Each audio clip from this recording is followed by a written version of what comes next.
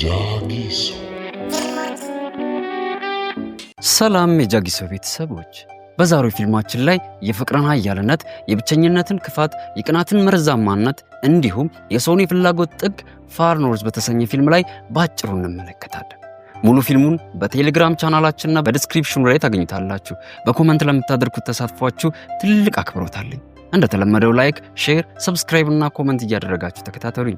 ስለ ዩቲዩብ ያላችሁን ማንኛውንም ጥያቄ ደግሞ ከታች ባለው የዩቲዩብ እና የቴሌግራም ሊንክ እየገባችሁ በመጠየቅ ምላሽ ማግኘት ትችላላችሁ። የፊልማችን ቀዳሚ ስፖንሰር የሆነውን ዲኤምሲ ሪል ስቴት ከልብ እናመሰግናለን። የፊልሙ ታሪክ የሚጀምረው በሳይቤሪያ ውስጥ በምትገኝ አነስተኛ የግዛት ክልል ውስጥ ነው። ይህ አካባቢ ለመኖር በጣም አዳጋች በሆነ ሁኔታ ዙሪያውን በሙሉ በበረዶ የተከበበ ነው። እዚህም ጋር አንዲት ሳይባ የተባለች ሴት እኔ ገና እንደተወለድኩ አንድ ጠንቋይ የሆነ ሽማግሌ ለወላጆቼ ይህች ልጅ ስለተረገመች አሳዳጊ ወላጆቿንም ሳይቀር ልትገላቸው ትችላለች በማለት ተንብዮላቸው እንደነበርና እሷም ይህ አደገኛ የሆነ ትንቢት እውነት ሆኖ እንዳገኘችው ትነግረናለች። ሳይባ በዚህ ጊዜ የምትኖረው አንጃ ከተባለች ሴት ልጅ ጋር በአርክቲክ ግዛት ውስጥ በሚገኝ በረዶማ ክልል ውስጥ ጊዜያዊ ድንኳናቸውን በመትከል ነው። ይህም አካባቢ በጦርነት ጊዜ የሩሲያ ወታደሮች በወረራ የያዙት ግዛት ስለሆነ ከነሱ በስተቀር በዚህ ስፍራ ሌላ ማንም ሰው ለመኖር አይደፍርም። ሳይባ ከዚህ ቀደም ከራሷ የጎሳ ሰዎች ጋር በጋራ ትኖር ነበር። ነገር ግን በሆነ ምክንያት ከነሱ ተለይታ ልጇን በመያዝ ወደ ሩቅ ቦታ መጥታለች። ይሁን እንጂ ሁለቱ በየጊዜው ነበረ ድንገት በወታደሮች እጅ ከወደቅን በማለት ድንኳናቸውን እየነቀሉ ቦታ የሚቀያይሩት። በደረሱበት ስፍራም በቅዝቃዜውና በበረዶ የተነሳ በጤንነት ለመቆየት በጣም አስቸጋሪ ነበር የሚሆንባቸው። የዕለት ምግባቸውን ለማግኘትም ሲሉ በየቀኑ ነበረ አብዝተው መልፋት የሚጠበቅባቸው። አንጃ ከተወለደች ጊዜ ጀምሮ ሕይወቷን በሙሉ እንዲህ ባለ መልኩ ነው መኖሯን የቀጠለችው። ይሁን እንጂ ከውጭው ዓለም ጋር ለመገናኘት በጣም ነበር የምትፈልገው። ባገኘችው አጋጣሚም ከሰዎቹ የተወሰነ ነገሮችን በደንብ አድርጋ ትማር ነበር። ዘወትርም ለአደን ሲወጡ እነሱን እንዲረዷቸው ከራሳቸው ጋር ውሾችን ይዘው ነበር የሚንቀሳቀሱት። ነገር ግን ዛሬ ላይ ከውሾቹ መካከል አንደኛው በጠና ታሞባቸዋል። ስለዚህ ሳይባ ውሻው በሕመም እንዳይሰቃይና በፍጥነት እንዲገላገል ለማድረግ አንገቱን ቅጭት አድርጋ ታሰናብተዋለች። ከዚህም ጊዜ በኋላ ሳይባና አንጃ አጠቃላይ ንብረቶቻቸውን ሰብስበው ጀልባቸውን እየቀዘፉ ለመኖሪያ የሚሆናቸውን አዲስ ቦታ ፍለጋ ይጓዙ ጀመረ። ቀጥሎም ወደፊት ብዙ ተጉዘው በባቡር ሐዲድ የግንባታ ሥራ ላይ የተሰማሩትን በርካታ የሩሲያ ወታደሮችን ይመለከቱና ሳይባና አንጃ በፍርሃት የሚገቡበት ይጠፋቸዋል። እንደ ዕድል ሆኖ ግን የሩሲያ ወታደሮች እነሱን ለማየት አጋጣሚው ስላልነበራቸው ሁለቱ በፍጥነት ከዚያ ቦታ ሸሽተው ይሄዳሉ። ለረጅም ጊዜ በጀልባቸው ከተጓዙ በኋላም ሰው የሚባል ዝር ወደማይልበትና እነሱንም ማንም ሊያገኛቸው ወደማይችልበት አካባቢ ይደርሳሉ። ይህም ቦታ ለነሱ ፍጹም ሰላማዊና ተስማሚ ሆኖ ነበር ያገኙት። የቦታው ስያሜ አርክቲክ ቱንድራ በመባል ይጠራል። በመቀጠልም ሁለቱ እዚሁ ለመኖር ይወስኑና ድንኳናቸውን አጠንክረው ከተከሉ በኋላ ወደ ውስጥ ገብተው ጎናቸውን ያሳርፋሉ። ነገር ግን ሳይባ ብትተኛም እንቅልፍ ሊወስዳት ግን አልቻለም። ስለዚህ በእጇ ከተኩላ ጥፍር የተሰራ የአንገት ሐብል አውጥታ በመመልከት ስላለፈው ሕይወቷ እያስታወሰች በሐሳብ ጭልጥ ትላለች። ቀደም ሲል ሳይባ ከራሷ ጎሳ ሰዎች ጋር አንድ ላይ ሲሆን የምትኖረው፣ ነገር ግን አንዳንድ የጎሳው ነዋሪዎች ሳይባ የተረገመች ስለሆነች እሷ ከነሱ ጋር መኖሯን ከቀጠለች ድንገት የሆነ ቀን ተነስታ መጥፎ ነገር ልታደርስባቸው እንደምትችል አስፈራርቶ በማስወራት ያሸማቋታል። በዚህም የተነሳ ሳይባ ከመንደሩ ተባራ በጫካ ውስጥ ስትንከራተት ትቆይና ድንገት ከአንድ ሌላ ጎሳ ወጣት ጋር ትገናኛለች። ቀጥሎም ወጣቱ ሳይባን ለአደን ከጎሳቸው ጋር እንድትቀላቀል ጥያቄ ያቀርብላታል። ሳይባም ወዲያው ተስማምታ አብራው በመሄድ ከእርሱ ጋር አንድ ላይ መኖሯን ትጀምራለች። ብዙም ሳይቆይ ደግሞ እርስ በርስ መዋደድ ይጀምራሉ። ከተወሰነ ጊዜም በኋላ ወጣቱ ለሳይባ ከተኩላ ጥፍር የተሰራውን የአንገት ሐብል አምጥቶ በስጦታ ያበረክትላታል። በተመሳሳይ ጊዜም ሳይባ ወደ አሁኑ ጊዜ ተመልሳ ጠንቋዩ እሷ የሚወዷትንም ሆነ የምትወዳቸውን ሰዎች በሙሉ የምታጠፋ እርጉም ሴት እንደሆነች የነገራትን ታስታውሳለች። ከዚያም ለራሷ በቃ የራሴ የምላቸውን ሰዎች በሙሉ አጠፋለሁኝ ማለት ነው በማለት ማሰብና መጨነቅ ትጀምራለች።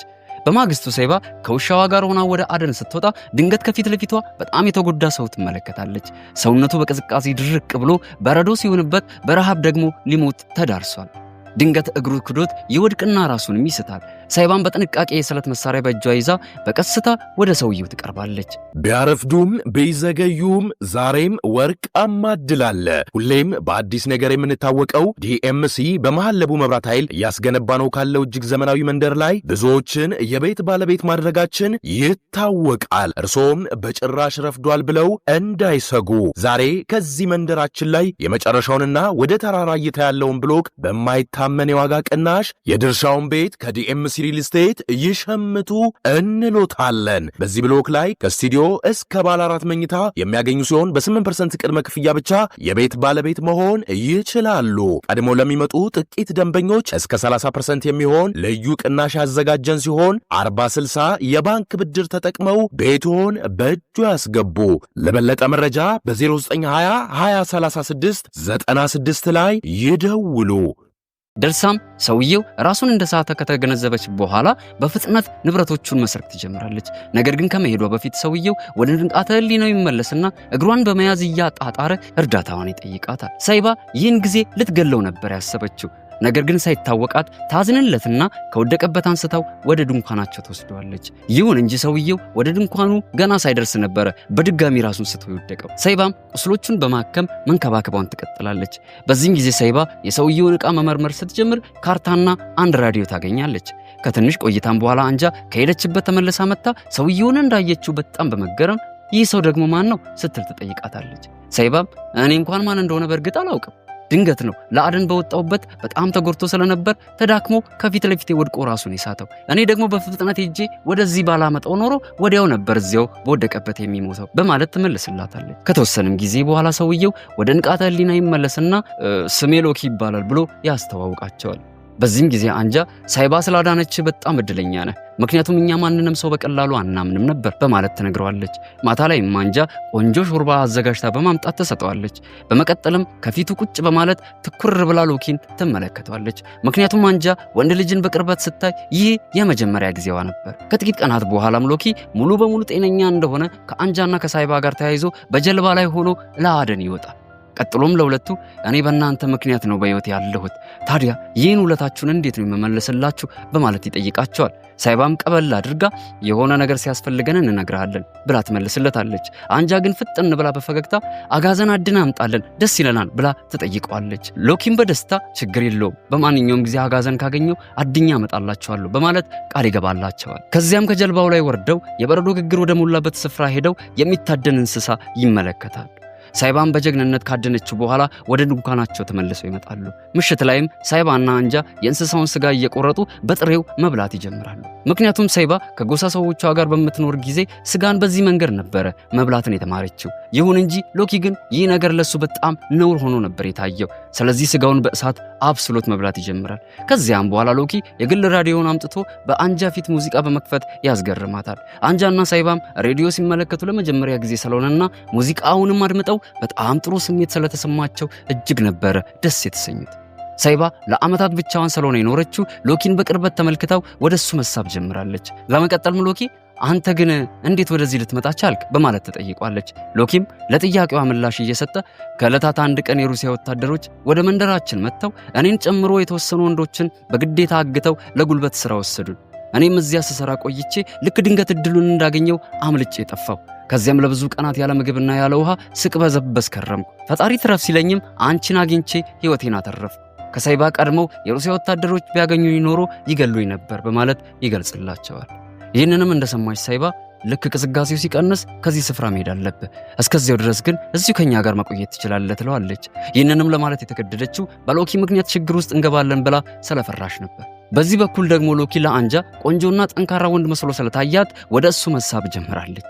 ይባስ ብሎ ሎኪን ከዚህ ቀደም እናቷ እንደምታደርግላት ጸጉሯን በማበጠር እንዲያግዛት ትጠይቀዋለች። ሎኪም ፈገግ እያለ የአንጃን ጸጉር ማበጠርና ማስተካከል ይጀምራል። ይሁን እንጂ ሳይባ ግን በዚህ ልክ መቀራረባቸው ምንም አልተዋጠላትም ነበር። እሱንም እየወደደችው ስለመጣች እንደ መከፋት ብላ አንገቷን በማቀርቀር ፊቷን ዘወረት አድርጋለች። ይሁን እንጂ ሎኪም ቢሆን ግን እሷ ለሱ ያላትን ስሜት በደንብ ተረድቶት ነበር። በማግስቱም ጠዋት ሎኪ የሳይባን ፍቃድ ሳያገኝ ሽጉጧን በመያዝ ለነሱ የገባላቸውን ቃል ለመፈጸም በማሰብ አጋዘን ሊያድን ይወጣል። ቀጥሎም አንድ ቦታ ላይ አጋዘን ተመልክቶ በጥንቃቄ ኢላማውን አነጣጥሮ ሊተኩስ ሲል በድንገት 2 የሩሲያ ወታደሮች መጥተው ይይዙታል። በመቀጠልም ሎኪን በጀልባ ላይ ጭነው ሊወስዱት ሲዘጋጁ ድንገት ሳያስቡት ጩቤውን አውጥቶ በሚገርም ብቃት ሁለቱንም የሩሲያ ወታደሮች አከታትሎ ይገድላቸዋል። ከዚያም የራሳቸውን ዕቃ ዘርፏቸው ወደ ድንኳኑ ተመልሶ ይመጣል። በዚህ በኩል ደግሞ ሳይባ ለአንጃ ከሎኪ ጋር እኮ ይህን ያህል ተቀራርበሽ መነጋገር የለብሽም፣ ስለሱ ለማወቅ ብዙ ጊዜ ይቀርሻል በማለት ተወቅሳታለች። ይሁን እንጂ አንጃ ግን በዚህ ጊዜ ሳይባን ለመስማት ፈቃደኛ አልነበረችም። ይህንንም በመረዳት ሳይባ በንዴት ከድንኳኑ ወጥታ ትሄዳለች። እዚህም ጋር ሎኪ የወታደሮቹን ዕቃ እንደተሸከመ ሲደርስ ሳይባ ስለሷ አንድ አስፈላጊ ነገር ሊያውቅ እንደሚገባና ልትነግረውም እንደምትፈልግ ታሳውቀዋለች። ነገር ግን ሳይባ እሷ የተረገመች ሴት እንደሆነች ለመንገር ገና አፏን ስትከፍት ድንገት አንጃ ወደዚያ ትመጣና ታቋርጣቸዋለች። ሎኪም በዚህ ጊዜ ብዙ የሚበላ ነገር እንዳመጣላቸው ይነግራታል። ይህም ዜና አንጃን በጣም ያስደስታትና ሁለቱም ተያይዘው ወደ ድንኳኑ ውስጥ ይገባሉ። ከዚህም ጊዜ በኋላ አንጃና ሎኪ እርስ በርሳቸው በደንብ ተቀራርበው ደስ የሚል ጊዜ ማሳለፍ ይጀምራሉ። ይሁን እንጂ ይህ ድርጊት ግን በሳይባ ልብ ውስጥ ስቃይ የሚያመጣ ስሜት ነበር እየፈጠረባት የነበረው። እንደምንም ራሷን ለመቆጣጠር እየሞከረች ልክ የቀድሞ ታሪኳን ማሰብ እንደጀመረች ፊልማችን በፍጥነት ወዳለፈው ጊዜ ይገሰግሳል። ከዕለታት አንድ ቀን ሳይባ ከአደን ውሎዋ ወደ ነበረችበት የጎሳ መንደሯ ስትመለስ ሁሉም የጎሳዋ ነዋሪዎች ባልታወቀ ሰው ተጨፍጭፈው መገደላቸውን ተመለከተች።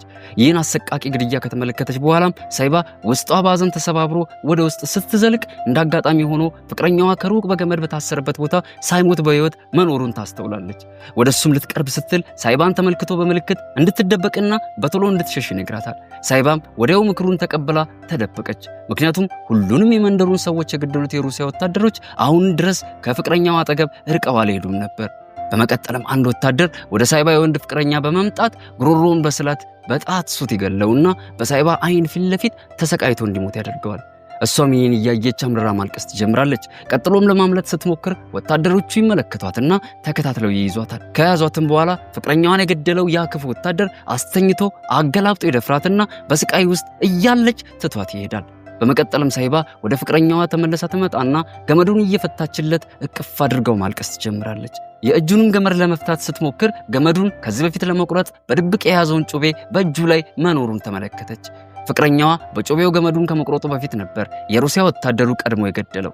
በመቀጠልም ሳይባ ጩቤውን ከራሷ ጋር ደብቃ ትይዘዋለች። ትንሽ ቆይቶም ከድንኳን ውስጥ የሆነ ሕፃን ልጅ ሲያለቅስ ይሰማታል። በፍጥነትም ሄዳ ስትመለከት ትንሽዬ ሕፃን ልጅ በድንኳኑ ውስጥ በሕይወት መኖሯን አስተዋለች። ልጅቷንም ይዛት በመውጣት ልክ መሄድ ስትጀምር አንድ ወታደር መጥቶ እንደናንተ ያሉ ሰዎች እዚህ መኖር መብት የላቸው፣ ስለዚህ ሁላችሁንም ከገደልናችሁ በኋላ ይህን ስፍራ የግላችን እናደርገዋለን ብሎ ያፈጥባታል።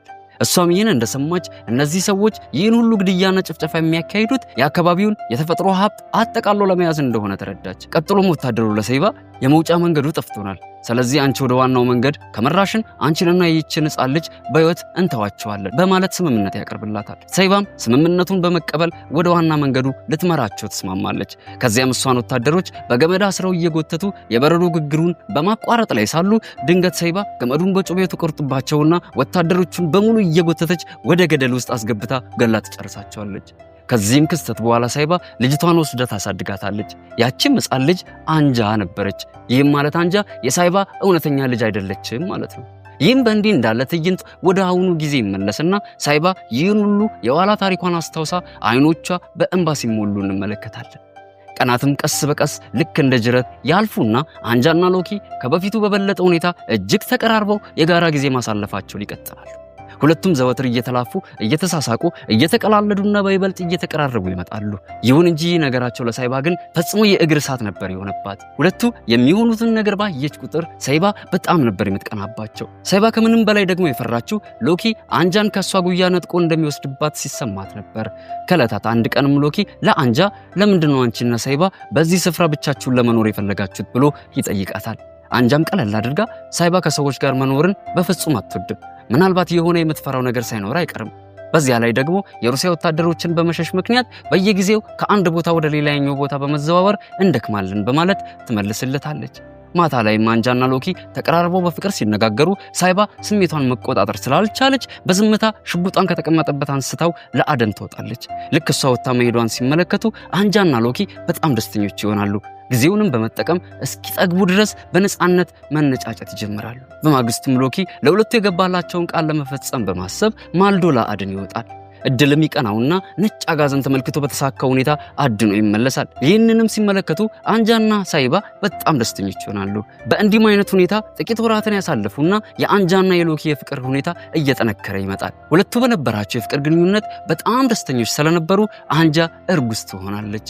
ብዙም ሳይቆይ ደግሞ ሎኪና አንጃ ይህን አስጨናቂ ቦታ ለቀን ወደ ሰዎች መኖሪያ ሰፊው ዓለም ሄደን የራሳችንን ቤተሰብ መመስረት አለብን በማለት ተስማምተው ይወስናሉ። ከዕለታት አንድ ቀንም አንጃ ለሳይባ አልነገርኩሽም እንጂ እኔ እኮ ነፍሰ ጡር ነኝ፣ ለልጄ ደግሞ የተሻለ ህይወት መስጠት እፈልጋለሁ።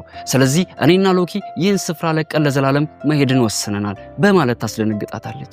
ሳይባ የሰማችውን ነገር አምና ለመቀበል በፍጹም አልቻለችም ነበርና ለምንድነው እንደዚህ አይነት ትልቅ ውሳኔ በችኮላ የምትወስኘው? አንቺ እኮ ስለ ሎኪ ምንም የምታውቂው ነገር የለም ትላታለች። አንጃም በዚህ ጊዜ ቆፍጠን ብላ ሎኪ ስለራሱ ሁሉንም ነገር በበቂ ሁኔታ ነግሮኛል፣ ስለዚህ ምንም ነገር አልፈልግም በማለት ትመልስላታለች።